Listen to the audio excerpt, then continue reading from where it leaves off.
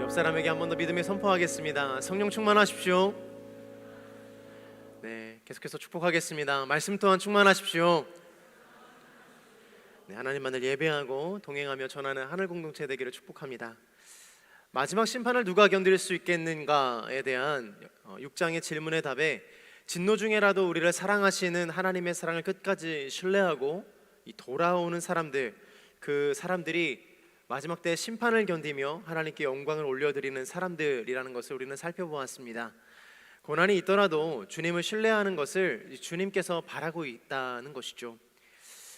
우리 지난주에 살펴보았던 이 표를 기억하십니까? 이 표는요 7개의 인, 나팔, 대접이 반복되고 있다고 말씀드렸습니다. 이것은 시간의 순서가 아니라 각 인, 나팔, 대접을 통해서 하나님의 심판과 사랑을 보여주고 계시는 것이죠. 인을 떼는 것을 보면서 심판에 대해 알게 되고, 그리고 나팔을 통해 그 심판이 선포되는 것입니다. 그리고 또 대접을 통해 마지막에 올 심판과 재림에 대해서 말씀해 주고 계시는 것입니다. 계속해서 요한계시록 말씀을 통해 우리가 알 수 있는 것은, 또 우리의 마음판에 새겨야 된다라는 것은, 하나님의 진노 가운데서도 하나님의 사랑을 경험하고 발견해야 된다라는 것이죠. 옆 사람에게 한번 선포할까요? 하나님의 사랑이 이곳에 있습니다. 아멘. 근데 하나님의 진노가 없으면 더 좋지 않은가, 하나님께서 진노하지 않으시면 되지 않은가라고 우리가 생각할 수 있는 것 같아요. 그것은 사실 어린아이가 부모의 가르침을 받지 않고 혹은 부모의 보호 아래 있지 않고 살아가는 것과 마찬가지인 것입니다. 처음에는 되게 행복해요. 좋을지 모르겠어요. 그러나 마지막에는 그 인생을 좀 살아봤을 때는, 그리고 뭐 중학교, 고등학교, 그리고 대학교, 결혼할 때쯤 되면 그 인생의 판도가 완전히 달라져 있는 것을 우리는 발견할 수 있어요. 사랑하는 여러분, 잘 기억해 주십시오. 사랑은 방치하지 않는 것입니다. 사랑은 그냥 눈 뜨고 지켜봐 보는 것이 아니에요. 사랑은 그저 지켜봐 잘 될 때까지 기다려주는 것만이 사랑이 아니라는 것이에요. 사랑은 지대한 관심을 갖고 그 관심 안에서 올바른 길을 갈 수 있도록 각고의 노력을 하는 것이에요. 이것이 부모의 마음이자 하나님의 마음 아니겠습니까? 그러므로 사랑하는 여러분, 하나님이 우리의 마음을 때로는 말씀으로 불편하게 하실지라도, 또 우리를 책망하시고 벌하시는 그 두려움의 하나님이 아니요, 오히려 우리를 사랑하사 조금 더 거룩하고 조금 더 예수님 닮은 삶으로 살아가기를 원하시는 주님의 마음인 줄로 믿습니다. 그걸 믿으셔야 돼요.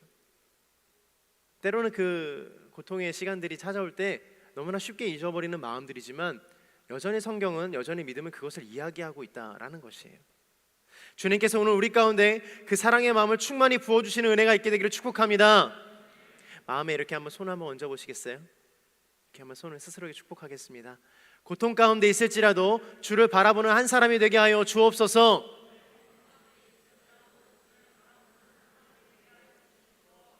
할렐루야. 따라하는 거예요. 네. 고통 가운데 있을지라도 주를 신뢰하며 따라가는 사람이 되게 하여 주옵소서. 조금 긴가요? 네, 좀 길었어요? 솔직하네요. 한 번 더 마음에 손을 얹고 다시 한번 축복하겠습니다. 하나님, 내가 고통 가운데 있을지라도 주님의 사랑을 발견하게 하여 주옵소서. 아멘. 네. 오늘 본문에서 그 마지막 7번째 인이 떼어질 때 천사들이 나팔로 이어지는 것을 볼 수 있습니다. 오늘 본문 1절과 2절의 말씀을 보도록 하겠습니다. 시작.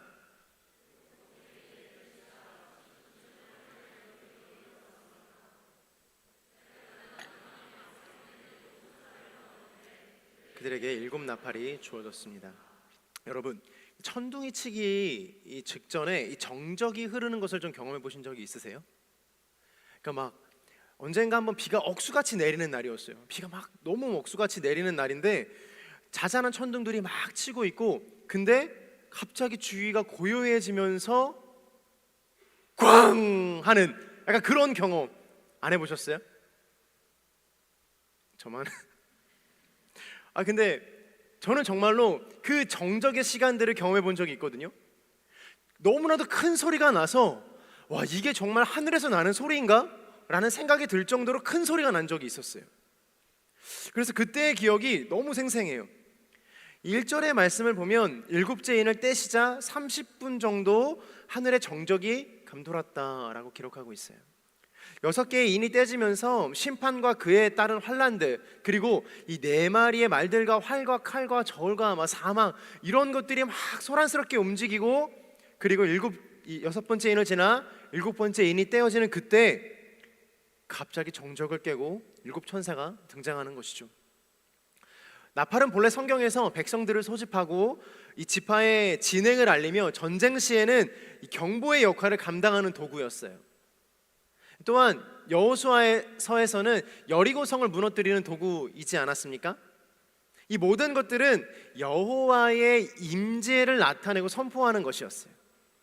하나님께서 역사에 직접적으로 간섭하고 있다라는 것이죠.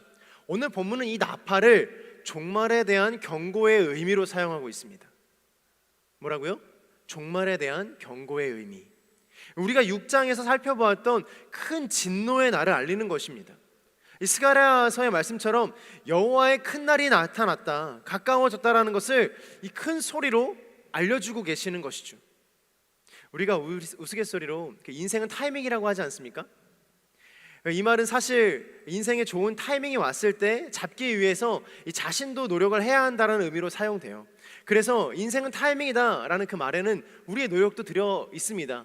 하지만 그럼에도 불구하고 연애는, 고백은 정말 타이밍이에요. 내 마음과 상관없이 그 타이밍의 고백을 잡게 되면 패망의 길로 가게 되죠. 2번 다시 얻어질 수 없는 그 길로 가게 돼요. 다시는 얼굴을 볼 수 없는 길에 돼요. 형제님들 꼭 기억해 주세요. 고백은 언제 하는가? 정말 늦었다 생각할 때쯤 하는 거예요. 지금이다라고 생각될 때 고백하면 망하는 거예요. 하지 말아야 될 타이밍, 그리고 끝내 미뤄서 자매가 쟤는 왜 고백하지 않는 거야 라고 생각이 들 때쯤 고백해야 되는 거예요. 그게 고백을 성공하는 길인 거예요. 내 열정과 내 마음과 내 이 성령의 충만함을 입어서 갑자기 대뜸 찾아가서 나 너 좋아해 라고 고백하는 순간 다시는 볼 수 없을 거예요. 다시는. 인생은 타이밍이고 연애도 타이밍인 것처럼 우리 인생은 너무나도 중요한 타이밍의 때를 걷고 있어요. 근데 사랑하는 여러분, 더 중요한 건 뭔지 아세요? 주님께서도 그 타이밍을 기다리고 계신다라는 거예요. 주님께서 예비한 그 때를 빨리 달라고 우리가 막 기도하죠. 연애라든지 결혼이라든지 성공이라든지 혹은 가족의 구원이라든지 개인의 성취를 위해서 정말 열심히 기도해요. 하나님의 때를 빨리금 당겨서 경험하고 싶은 마음으로 너무나 열심히 기도해요. 그런데 반대로 주님께서도 주님의 때를 우리에게 알려주시기 위해서, 그 때를 알려주시기 위해서 계속해서 말씀하고 계신다라는 거예요. 하나님께서 정하신 때가 온다, 너가 그때에 깨어서 기도하기를 바란다 말씀하시면서 우리가 원하는 때와는 전혀 상관없이 하나님의 때를 준비하시고 보여주십니다. 우리가 하나님의 때를, 이 하나님께서 알려주시는 그 마지막 때의 이 라스트 찬스를 잘 캐치해야 돼요. 유명한 운동선수들이 이 운동 경기를 하고 또 화려한 플레이를 한다 할지라도 여러분, 심판의 휘슬이 울리는 순간은 그 어떤 선수도 멈춰야 되는, 그게 룰이지 않습니까? 내가 축구를 아무리 잘하고 싶어서 골 넣고 싶어서 그 축구공 들고 뛰는 순간 어떻게 됩니까? 레드카드 바로 나오는 거예요. 내가 농구를 아까 막 김태광 목사님 막 농구공 막 돌리고 있었는데, 저는 그분이 그렇게 농구를 잘하는지 몰랐어요. 막 돌리고 있었는데 돌리기만 잘해요. 튀기는 건 못해. 막 돌려서 갑자기 가더니 막 농구 골대에 갑자기 넣기 시작해요. 룰 파괴자가 되면 그 경기가 온전한 경기가 됩니까? 우리의 인생도 마찬가지예요. 우리의 인생도 정해진 룰이 있고 그 인생의 룰이 파괴되는 순간 그 인생은 누구도 인정하지 않아요. 심판의 휘슬이 불리는 순간은 멈춰야 되는 순간이라는 거예요. 하나님의 휘슬이 불리는 순간은 우리가 멈춰서 주님을 바라봐야 되는 순간인 줄로 믿습니다. 그게 싫다면요, 우리는 우리 인생에서 퇴장당할 수밖에 없어요. 오늘 본문을 다 읽지는 않았지만 이 8장에 보면 7나팔 재앙이 등장하거든요. 7인과 7나팔의 내용을 전반적으로 살펴보면 7인은 주로 인간의 파괴 양상을 보이고 있어요. 인간에 대한 것. 그리고 나팔 재앙은 주로 자연환경, 이 대재앙을 보이고 있는 거예요. 환경 파괴의 양상을 보이고 있어요. 우리는 생각할 때 그럼 이 대환란의 때에 인간이 먼저 환란받고 자연이 파괴되는가? 그렇지 않아요. 이 인과 나팔의 대접의 모든 것들은요, 동시다발적으로 이루어지는 거예요. 시간 순서가 아니라는 것이죠. 지난주에 죄송합니다. 지난주에 7개의 인이나 나팔이 이 4개씩 묶여져 있고 또 2개 묶여져 있고 막간이라는 게 있다고 제가 말씀드렸어요. 그리고 마지막 한 개가 더 있고 이렇게 구분되어 있다라고 말씀드렸잖아요. 앞에 4개의 묶음이 인간이나 자연의 이 파괴를 의미하고 있어요. 가령 뭐 칼이나 저울이나 어떤 활이나 사망으로 사람이 죽고, 나팔에서는 땅과 바다와 물, 대기, 뭐 이런 별들, 이런 것들이 3분의 1가량이 재앙으로 망가지는 것들을 보게 됩니다. 그래서 이 각각 4개의 묶음들이 중요한 거예요. 사람이 피할 수 없는 재앙이다라는 것이죠. 인재앙에서도 4개의 묶음, 오늘 보게 되는 나팔의 재앙에서도 4개의 묶음, 그리고 나중에 보게 될 대접의 재앙에서도 4개의 묶음은 기억해 주세요. 피할 수 없는 재앙이다라는 거예요. 피할 수 없는 재앙. 즉 다시 말해 믿는 자들도 겪어야 하는 고통과 고난이다라는 거예요. 사랑하는 여러분, 그리고 오늘 새로 오신 분들도 계실 텐데, 교회 왔더니 요한계시록 이야기를 하네, 뭐 심판과 너무 어렵다 이렇게 생각하지 마시고요, 한번 잘 들어보세요. 기독교의 본질은요, 기독교의 중심 핵심에 있는 그 말은요, 물론 사랑이지만 그 사랑이 잘됨이 아닙니다. 그 사랑이 내 기도가 다 들어주는 것이 아닙니다. 오로지 예수 그리스도를 섬김으로써, 예수 그리스도를 만남으로써 하나님 나라를 향해 달려가는 그 과정들의 고통과 고난과 아픔과 슬픔들이 여전히 존재한다라는 거예요. 그리고 그 고통 넘어, 슬픔 넘어, 아픔 너머에 계시는 주님을 바라보며 달려나가는 인생이 되라라고 이야기하는 것이죠. 오늘 본문 좀 길기는 하지만 7절에서 13절까지의 말씀을 함께 봉독해 보도록 하겠습니다. 7절에서 13절까지의 말씀입니다. 이 말씀은 나팔에 대한 4가지 재앙의 말씀이에요. 자, 시작. 첫 번째, 천사가 나팔을 불자 피 섞인 우박과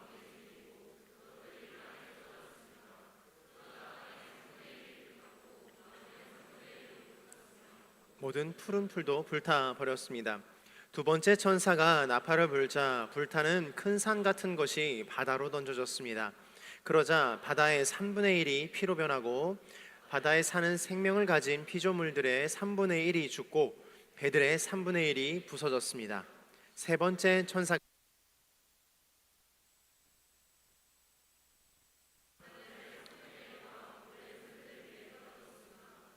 그 별의 이름은 쑥이라고 합니다. 물의 3분의 1이 쑥으로 변하고 많은 사람이 그 물에 마시고 죽었습니다. 네 번째, 천사가 나팔을 불자 해의 3분의 1과 달의 3분의 1과 별들의 3분의 1이 타격을 입었습니다. 그리하여 그것들의 3분의 1이 어두워져 낮의 3분의 1이 빛을 잃었고 밤도 역시 그렇게 됐습니다. 나는 독수리 한 마리가 공중을 날며 큰 소리로 외치는 것을 보고 들었습니다. 화가 있을 것이다. 새 천사가 나머지 나팔 소리를 낼 것이기 때문입니다. 아멘. 이 나팔 재앙의 첫 번째는요, 피 섞인 우박과 불이 땅에 쏟아진다라고 기록하고 있습니다. 우박과 불에 대한 묘사는 이 출애굽 당시 하나님께서 애굽 전역에 내렸던 일곱 번째 재앙과 병행을 이루고 있습니다. 그래서 땅의 3분의 1이 사라지는 것이죠. 땅은 생명의 기반인데 이 살아가는 모든 터전이 되는 것이 하나님의 재앙에 직면하여 더욱더 살아갈 수 없는 그곳으로 변해버리는 것입니다.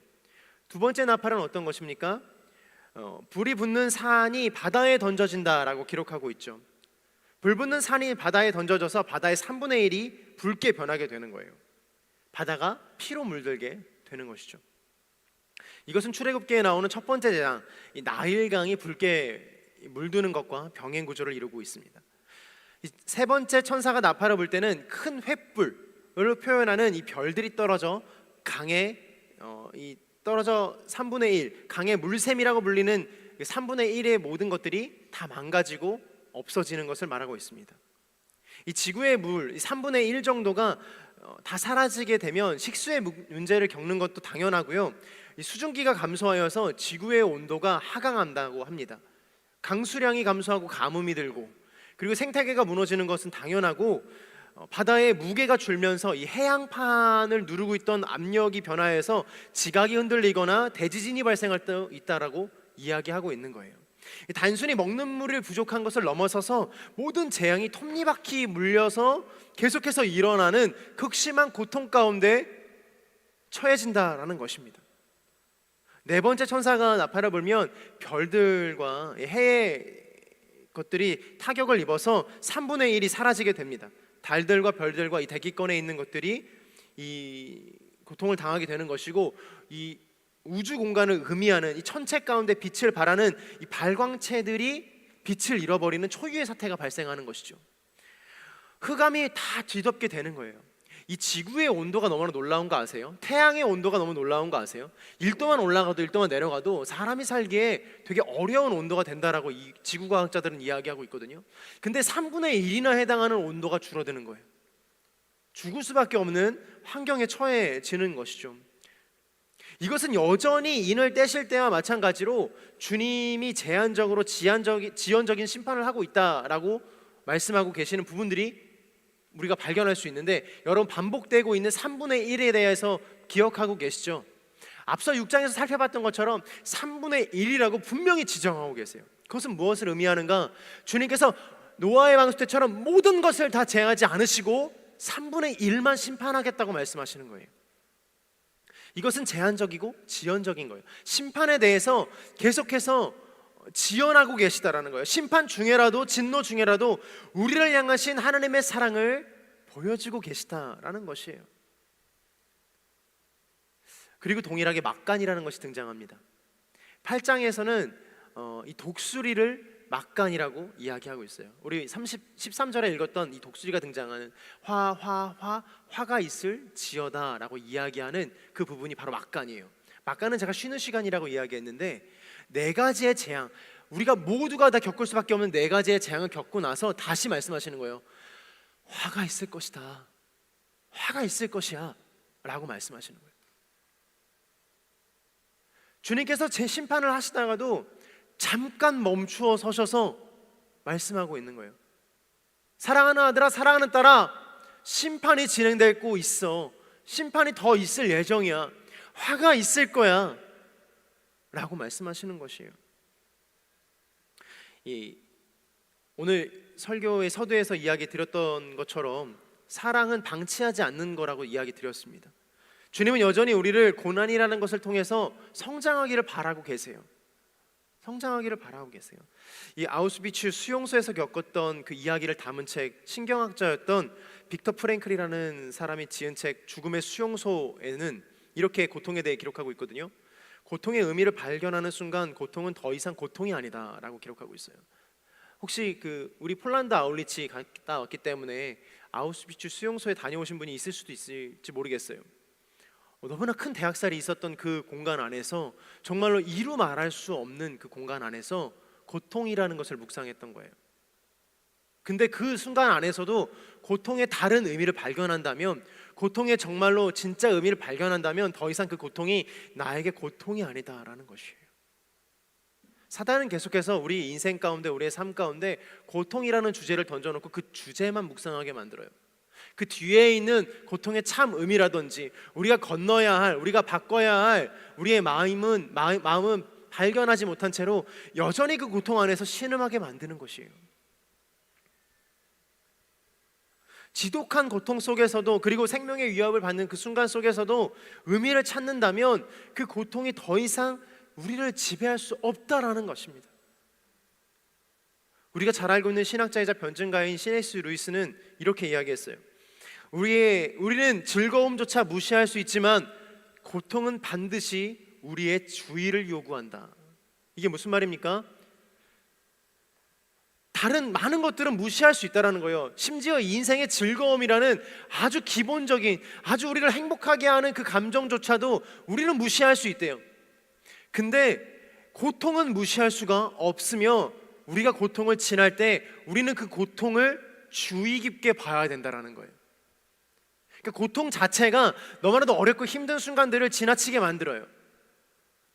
그래서 빨리 지났으면 좋겠고, 이 고통이 없었으면 좋겠고, 이 고통 가운데 전혀 나의 마음과 나의 이 상황은 빨리 온전해졌으면 좋겠다라고 생각을 하는 거예요. 그러나 여전히 많은 사람들은 그 고통 가운데서 무엇을 이야기하는가? 주의 깊게 보라라고 이야기하는 것이에요. 주의 깊게 보라. 그러므로 사랑하는 여러분, 20대에서 30대, 저도 이제 30대의 끝자락, 죄송합니다 멘토님 30대의 마지막에 가 있지만, 이제 40대를 바라보고 있지만, 매 순간마다 고통이 찾아올 때마다 너무나도 힘이 들어요. 안 찾아왔으면 좋겠어요. 고통이 도대체 나의 인생 가운데 무엇이 유익을 주는가 해석하기도 싫고 잊어버리고 싶고 그냥 넘어가고 싶어요. 그러나 분명한 것은요, 거기에서 우리가 주시는, 하나님께서 주시는 그 놀라운 섭리와 은혜와 하나님의 말씀과 은혜를 들어야 된다라는 거예요. 그래서 고통은 하나님의 확성기라고 이야기하지 않습니까? 너무나 유명한 말이잖아요. 들어라! 안 들으니까 주님께서 자꾸 이렇게 건드시는 거잖아요. 빨리 들으면 주님의 얼굴 눈 마주치면 주님께서 톡 치시기만 하셔도 딱 주님 바라보면서 주님 뭐라고 말씀하시나 귀 딱 기울이고 우리의 온 신경과 우리의 온 마음을 딱 신경 쓰면 너무나 좋을 텐데, 우리는 그러지 못해서 주님께서 계속해서 찔러도 알아듣지 못하는 거잖아요. 빨리 알아듣게 되기를 축복합니다. 고난의 시기를 겪는 주님의 청년들이여, 주님의 음성을 듣고 다시 일어나 하나님의 사람으로 살아가게 될지어다. 고통은 더 이상 우리에게 고통으로 존재하지 않게 되기를 축복합니다. 시련은 더 이상 우리 가운데, 우리 인생 가운데 시련으로 남아있지 않게 되기를 축복합니다. 사랑하는 여러분, 하나님께서는요, 하나님을 향한 내 마음이나 이 사랑이 어떠신지 테스트하려고 그러시는 게 아니에요. 하나님은 이미 우리의 마음이나 우리의 사랑이 어떠한지 알고 계세요. 내가 하나님을 사랑하는 것인지, 내가 사랑하는 그 하나님에 대한 마음을 내 스스로 몰랐던 것뿐이에요. 그래서 고통이 찾아오고 시련이 찾아오고 아픔이 찾아올 때 하나님의 사랑을 잠시금 잊어버리게 되는 것이죠. 사랑하는 여러분, 축복합니다. 마음 안에 있는 성령의 음성을 듣게 되기를 축복합니다. 성령께서 여전히 우리를 향해서 예수님을 통하여서 하나님의 사람으로 변화되도록 축복하고 계시는 줄로 믿습니다. 성령의 놀라운 이 원리를 알려드릴까요? 성경에 보면요, 성령께서 그 마음에 찾아와서 마음을 두드리시고 마음 가운데 들어오신다고 말씀하시죠. 근데 나가셨다라는 말씀은 없으세요. 우리 마음 가운데 한번 찾아오신 그 성령께서는요, 우리 마음이, 우리의 죄악이 너무나 붉을 때에도 우리 마음 가운데 계시다라는 거예요. 성령께서는요, 우리 마음 가운데 여전히 계셔서 우리 마음을 여전히 두드리고 계시다라는 거예요. 누구누구야, 진기야, 저쪽으로 가면 예수님이 계시다. 진기야, 이쪽으로 가면 예수 그리스도가 향한 그 발걸음을 따라가는 길이야 라고 계속해서 말씀하고 계시다라는 거예요.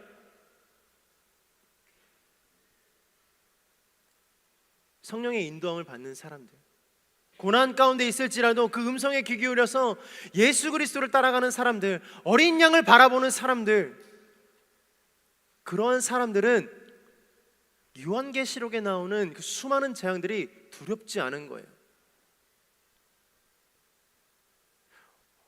오늘 5번째와 또 6번째를 살펴볼 텐데, 오늘 이 살펴볼 마음 가운데 주님의 음성을 다시 한번 발견하기를 축복합니다.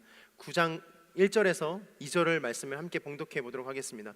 9장 1절에서 2절입니다. 시작.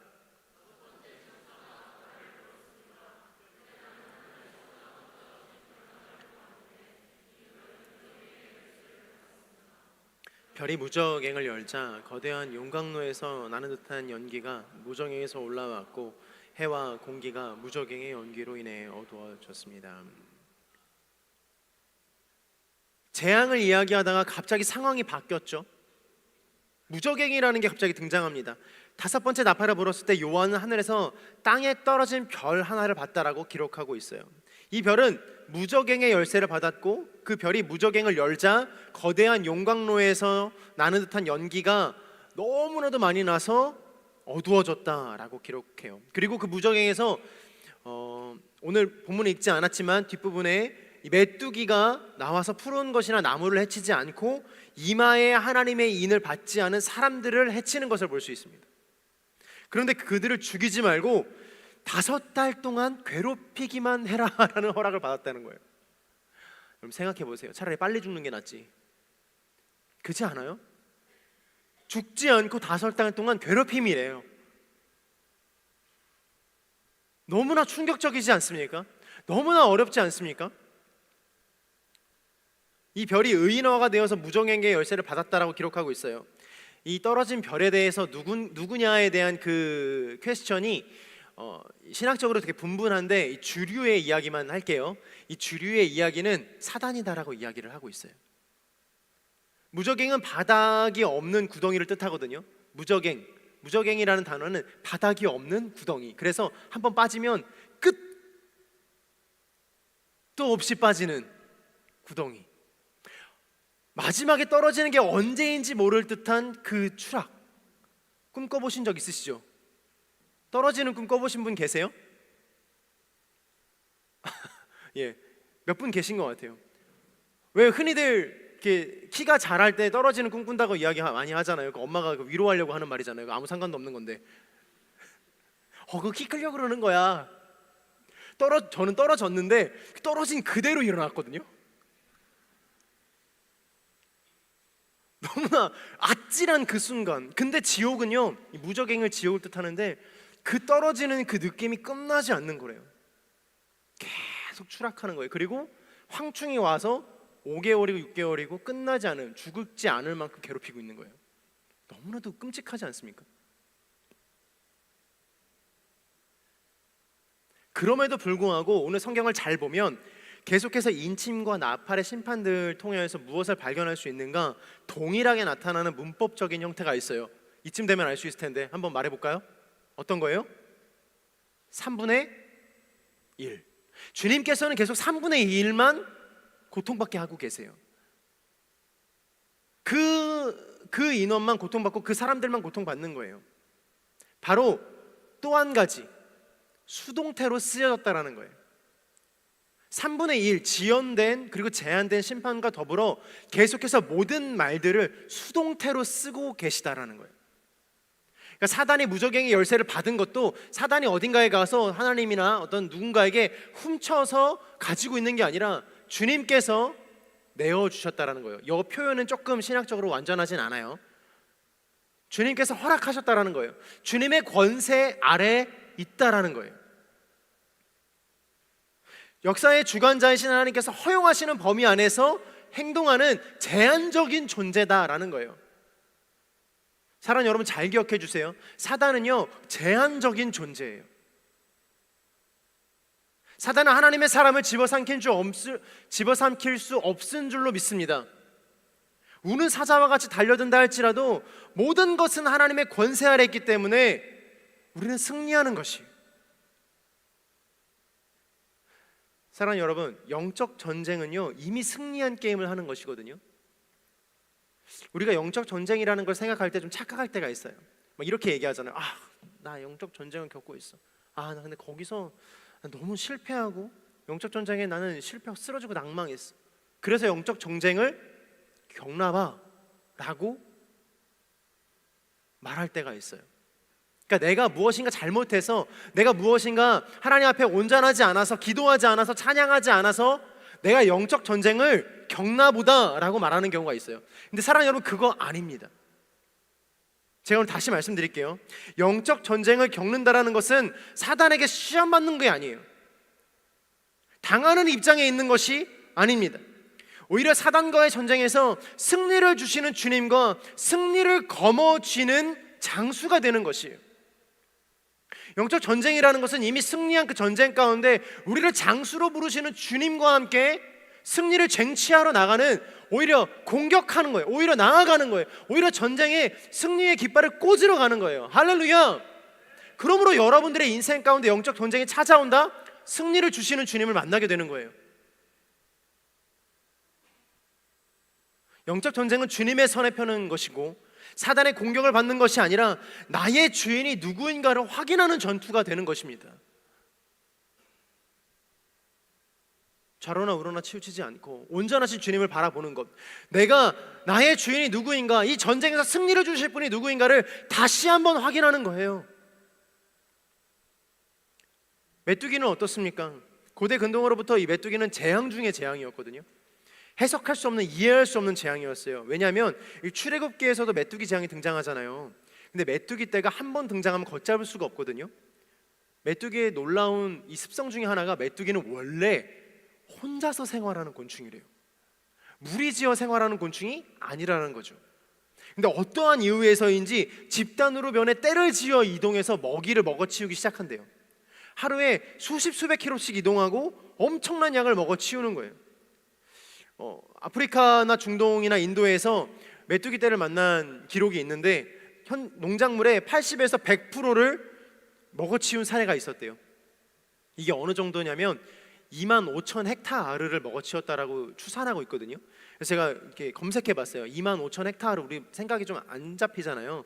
1 헥타르가 축구장 1.4개 정도 되는 크기인 거예요. 그래서 계산해 보면 25,000 헥타르는요 축구장 35,000개의 크기인 거예요. 이걸 서울시에 비유하자면 46%가 되는 서울시의 땅을 한 번에 먹어치우는 거예요. 메뚜기 떼가 그만큼의 엄청난 위력을 갖고 있는 거예요. 근데 이 메뚜기 떼조차도 제한적, 지연적 심판이 있었는데 놀랍게도 오늘 성경에 뭐라고 기록되어 있어요? 푸른 것과 나무들은 해치지 말라라고 기록하고 있어요. 말이 됩니까? 메뚜기는 주로 푸른 것과 나무를 먹어요. 푸른 잎사귀와 열매들과 곡식들을 먹는다고요. 근데 그것들을 메뚜기에게 먹지 말라라고 이야기하는 거예요. 너는 오로지 가서 머리에 인이 없는 예수 그리스도를 모르는 사람들, 그 사람들만 해쳐라라고 이야기하시는 거예요.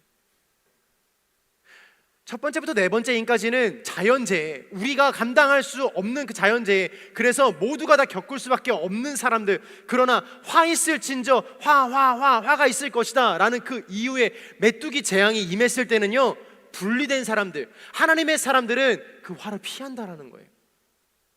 오늘 성경의 본문이 좀 머릿속에 그려지세요? 요한계시록은요 계속 이걸 이야기하고 있는 거예요. 이 이야기를 반복해서 이야기하고 있는 거예요. 그래서 사실 요한계시록은 너무나 어렵고 상상하기 힘든 묘사들로 이루어져 있지만 하나님의 구원 계획이 너무나도 확실하고 디테일하게 기록되어 있다라는 것입니다. 오늘 본문 13절에서 15절, 9장 13절에서 15절까지의 말씀을 계속해서 보도록 하겠습니다. 13절에서 15절까지입니다. 시작.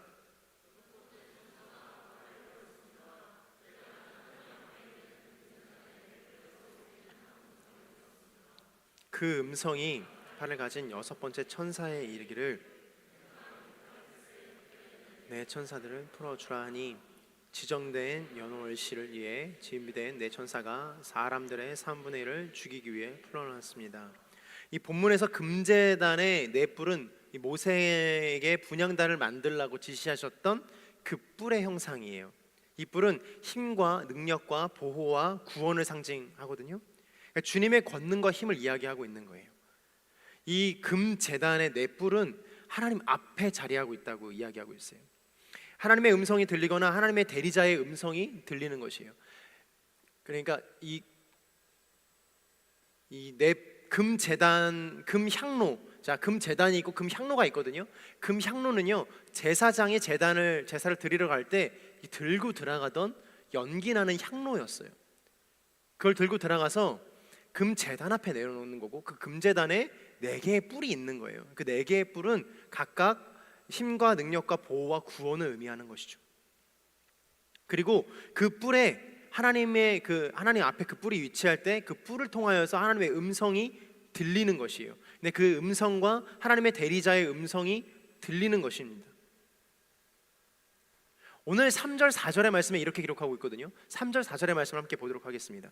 시작. 또 다른 천사가 와서 금향로를 들고 제단 앞에 섰습니다.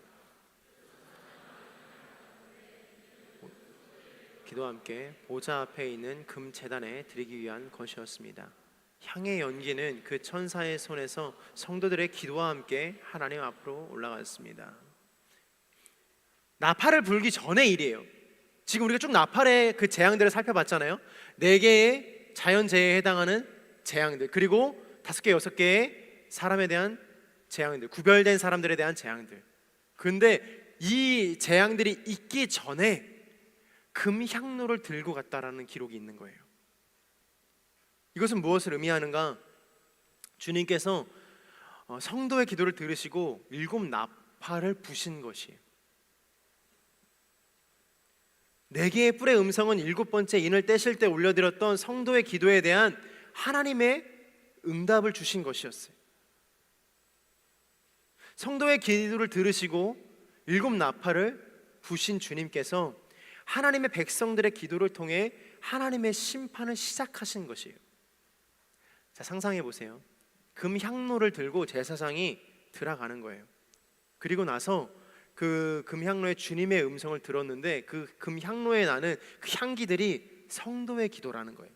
성도의 기도. 향로가 향이 안 나면 무슨 의미가 있겠습니까? 향로는 향을 내는, 그러니까 연기를 내는 게 원래 목적인 거예요. 제사장에게 들려졌다고 해서 금향로가 제 역할을 하는 것이 아니라요, 그 향에서 거룩한 향이 나야 된다라는 거예요. 거룩한 연기가 나야 된다라는 거예요. 근데 그 거룩한 연기가 성도의 기도라는 것입니다. 이재훈 위임 목사님께서도 이 설교에서 인용하셨던 부분인데 함께 나누겠습니다. 유진 피터슨의 이야기예요. 기도는 우리의 필요를 구하는 것 그 이상이다. 기도는 신비주의적 도피가 아니라 역사적 참여이다. 기도는 하나님의 역사에 참여하는 행동이다. 오늘 설교의 제목이 거꾸로 치는 천둥입니다. 저는 처음에 이 설교의 제목을 들었을 때 무슨 말인가 싶었어요. 그러나 그 해석을 들었을 때는 놀라지 않을 수가 없었어요. 조지 아버트가 쓴 시에서 기도에 대해 이렇게 정의하고 있는 거예요. 거꾸로 치는 천둥과 같은 것이 바로 하나님께 올려지는 기도다라는 것이에요. 그러니까 유진 피터슨이 말했던 기도는 우리의 필요를 구하는 것 그 이상, 신비주의적 도피가 아니라 주님의 일하심에 그 역사에 참여하는 것이라면 우리의 기도는 천둥과도 같은 것이다라는 것이에요. 우리의 기도가 하늘로 올라가는 것이 하늘을 울리는 천둥과도 같다라고 말씀하고 계시는 것이에요.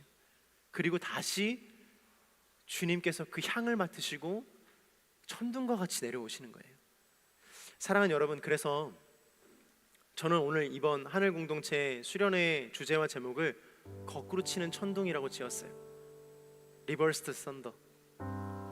우리의 기도가 주님 앞에 올려지는 거꾸로 치는 천둥과도 같은 소리가 될 줄로 믿습니다.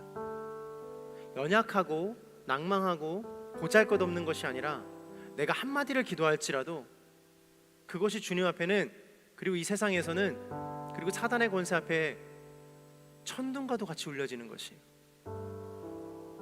사랑하는 여러분, 그러므로 기도할 때 믿음을 가지고 기도하십시오. 믿음은요, 기도의 재료가 돼요. 기도를 많이 해야 믿음이 생기는 게 아니에요. 이야기 드렸죠.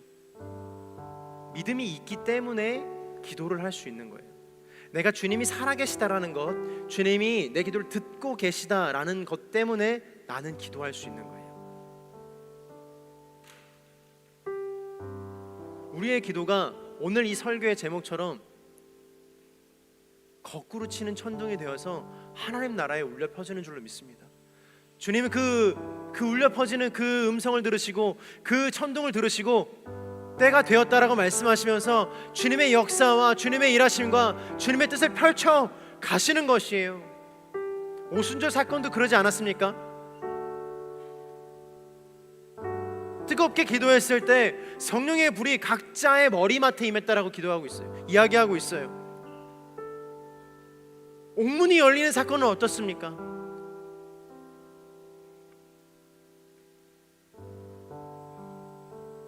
기도로밖에 설명할 수 없지 않습니까? 사랑하는 여러분, 우리가 특별 새벽 예배를 하고 있잖아요. 작세를 하고 있고 40일의 결단을 하고 있어요. 여러분 별거 아닌 거라고 생각할지 모르겠지만 20명 정도가 되는 그 지체들이 40일의 특세 전출을 하고 있다는 건 진짜 놀라운 거예요. 왜냐하면 목사인 저도 실패했거든요. 이 말을 할까 말까 너무 고민 많이 했는데 얼마 전 월요일이었나? 자고 일어나는데 시계를 보니까 7시인 거예요. 자존감이 얼마나 바닥을 치던지 난 안 돼. 그 말부터 역시 나는 정말 진짜 어떡하지? 내가 그렇게 우리 청년들에게 하늘공동체 지체들에게 40일 완출하자 전출하자 이렇게 이야기했는데 시계를 보니 7시네. 진짜 막 한 30분 정도 이런 말 해도 될지 모르겠지만 자기 비하를 막 하기 시작했어요. 너무 막 안 된다고 막 너무 막 마음이 막 무너지는 거예요. 막 와.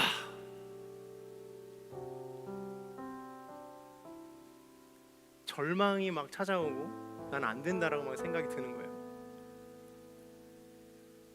새벽 예배를 한다고 해서 믿음이 좋은 건 당연히 아니에요. 금요철야를 열심히 드린다고 해서 당연히 믿음이 좋은 것도 아닙니다. 주일 예배를 열심히 성수한다고 해서 믿음이 좋은 거 당연히 아닙니다. 그러나 우리가 주님 앞에 기도하는 것으로 인해서 그 믿음을 확증할 수 있어요. 기도 자체가 믿음을 증명할 수 있다라는 거예요. 그래서 기도해야 된다라는 거예요. 그래서 주님 앞에 나아가야 되는 것이에요. 하나님의 일하심을 엿보고 하나님의 그 일하심 가운데로 나아가며 그 어린 양을 바라보는 방법이 바로 기도한다라는 거예요. 기도하는 것. 기도로서 어린 양을 바라볼 수 있다라는 거예요. 단순히 그냥 눈을 들어 주님을 바라본다 이게 아니라 실제로 내 입술을 열어 내 마음을 열어 주님 앞에 나아가는 것. 내 믿음이 연약할지라도 내 기도가 아무것도 안 된다라는 그 절망감 속에 있을지라도 입을 열어 기도하는 것으로 말미암아 어린 양 대신 예수를 바라보는 거예요.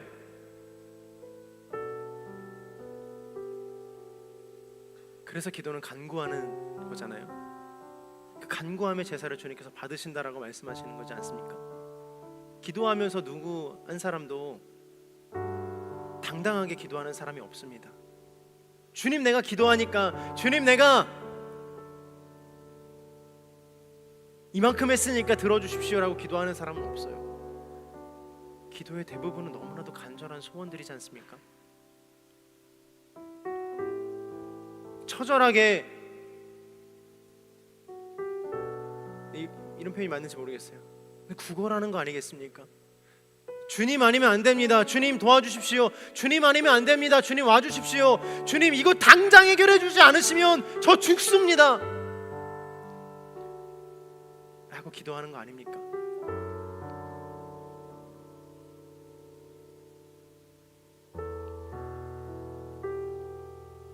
기도 제목을 받으면 너무나 많은 기도 제목들이 있어요. 짧게 요약되었지만 그 마음이 요약된 그 마음 속에, 그 글 속에 얼마나 큰 마음이 들어있는지를 엿볼 수 있거든요. 엄마가 암이에요. 아빠가 쓰러지셨어요. 기도해 주세요. 이 짧은 문장 속에 얼마나 많은 것을 함축하고 있겠어요. 여러분의 인생도 마찬가지 아니시겠습니까? 사랑하는 여러분, 지금 잘 살고 있다고 해서 기도가 필요 없는 것이 아닙니다. 하나님의 임재나 하나님의 마음이 여러분 가운데 느껴지지 않는다면 그때가 정말로 믿음을 다하여 기도할 때인 것인 줄로 믿습니다. 아멘. 내 못난 현실 속에서도 나의 기도를 들으세요.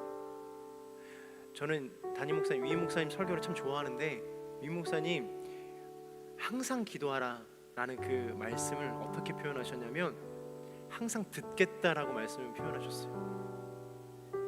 쉬지 말고 기도하라, 그 말은 내가 너의 말을 쉬지 않고 듣겠다라는 말씀이래요. 오늘 우리가 기도할 때 우리의 기도를 들으시는 줄로 믿습니다. 이 시간 함께 기도하십시다.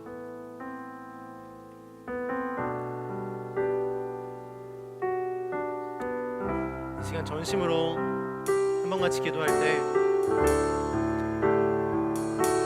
큰 소리로 기도하지 않아도 괜찮아요. 큰 소리로 기도하지 않아도 괜찮아요. 대단한 기도의 워딩으로 기도하지 않아도 괜찮아요. 근데 기도하는 거예요. 주님, 나의 기도를 들으시는 줄로 믿습니다. 주님, 나의 기도 가운데 역사하시는 줄로 믿습니다. 주여 함께하여 주시옵소서. 이 시간 기도하며 나아가도록 하겠습니다. 기도하겠습니다.